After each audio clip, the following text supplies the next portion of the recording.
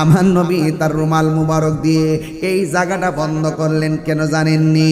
কয় থাপ্পড়ে যে দাগ পড়ে গেছে, এই থাপ্পড়ের দাগ যদি ইমাম হাসান দেখতে ফেলায়, এই থাপ্পড়ের দাগ যদি ইমাম হুসাইন রাদিয়াল্লাহু তাআলা আনহু দেখতে ফেলায়, এই দাগ যদি মা ফাতেমা দেখতে ফেলায়, খেজুর খাইতো না, কলিজা ভাঙ্গা খান খান হয়ে যাইব।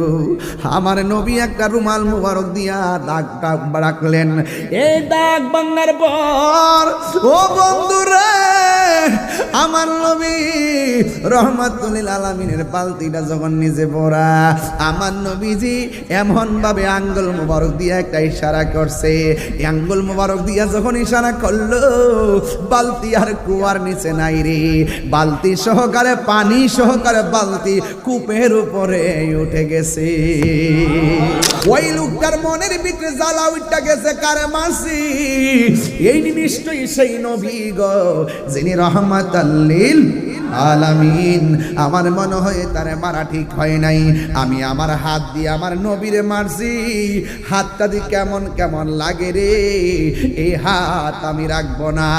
বাম হাতের মধ্যে ছুরিটা লইয়া বাম হাতের মধ্যে এমন একটা কূপ মারছে রে, খুব মাইরা দেহ থেকে হাতটারে আলাদা কইরা বালাইছে। হাই রে ও ডিমরুলের বন্ধু,